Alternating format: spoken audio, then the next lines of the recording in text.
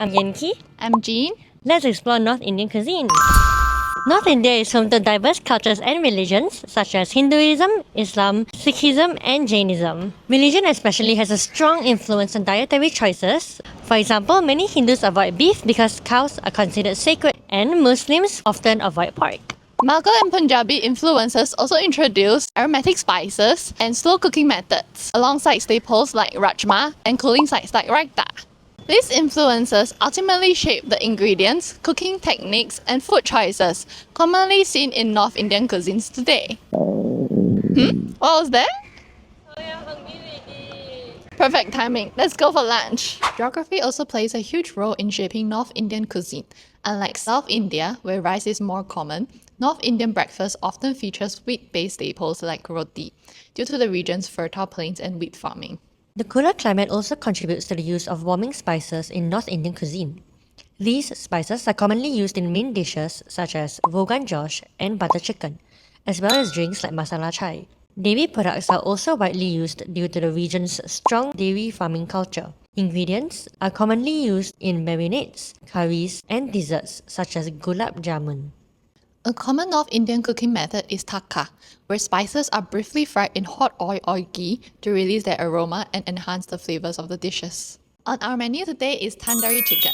Originating from the Punjab region, the chicken is marinated in yogurt and spices such as garam masala, ginger, garlic, and chili powder. It is often served with naan, a soft leavened flatbread which comes in many different flavors including garlic and cheese. It is traditionally cooked in a tandoor at very high temperatures. Oh my god, I can't wait to eat! Wait, if we're gonna eat Indian food, let's do it the correct way. In North Indian culture, food is traditionally eaten using the right hand as a sign of respect for the food and the cultural custom. This is also believed to enhance the connection with the texture and the flavors of the food. Oh, I see! The chicken is really juicy and the spices are really fragrant without it being too overpowering.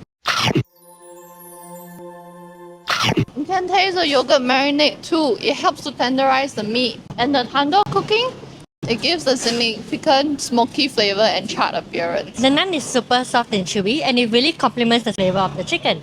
But it's actually so good. I think I'm going to eat this every day.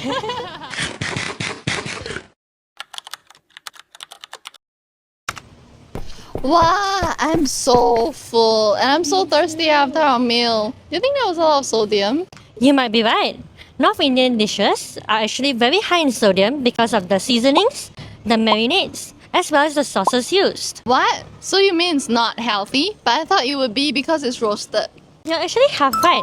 Tandoori chicken is actually one of the more healthier North Indian dishes because it is roasted instead of deep fried. What's more, the chicken is a high source of protein, vitamin B12, and iron. The seasonings used also provide antioxidants and anti-inflammatory benefits. Oh, so it is healthy after all? Not quite. When we consume tandoori chicken and naan on a regular basis, it can also lead to some pretty concerning health issues. But off the bat, this dish does not follow our My Healthy Plate guideline. Oh yeah, we only had carbs and protein but no veggies at all. I've also learned that naan is usually made from low fiber refined flour. Adding on, a lot of their dishes uses butter, ghee, or full fat dairy such as the yogurt marinade. All these contribute to our saturated fat intake, right? Yes, you're right.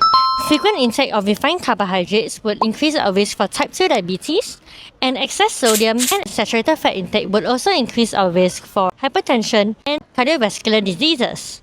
Do you know that 10 to 25% of North Indians actually have hypertension and cardiovascular disease? Wow, that's very high. Yeah, and in Singapore, Indians are actually one of the higher risk ethnic groups which has type 2 diabetes. If that's the case, how can we enjoy such delicious dishes but in a healthier way? A very good question. Come, let me show you how. We are here at our local NTUC FairPrice to hunt for healthier alternatives.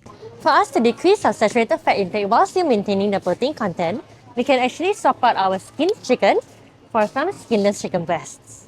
And prioritize low-fat dairy like yogurt. We can reduce salt content by utilizing lower sodium alternatives such as lower sodium salt, K salt, or even MSG. We can also swap refined carbs to whole grain or wholemeal carbs, as well as consume more vegetables for a more balanced meal.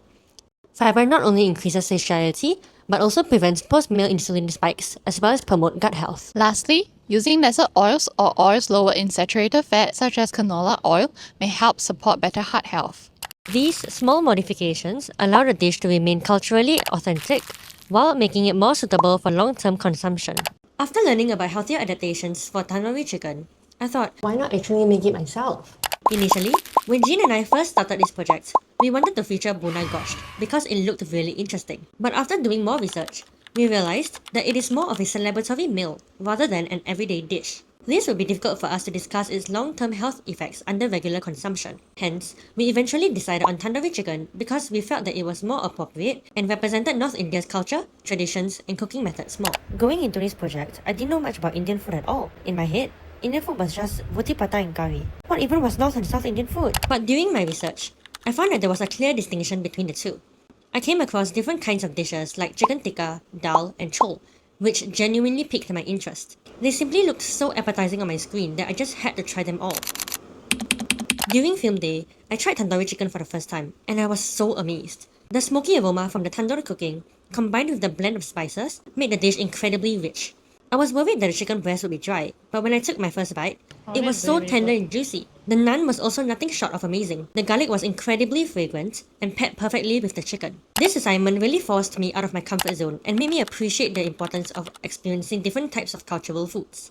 Through preparing for this project, I realized how strongly food is influenced by personal identity, not just nutrition alone. As a future dietitian, I think this experience has helped me become more culturally sensitive and better understand different traditions and lifestyles. I think dietetics is unique because nutrition advice is deeply tied to one's way of life. Thus, I think it is very important for me to familiarize myself with different kinds of food so I can provide more relevant and specific recommendations to my patients in the future.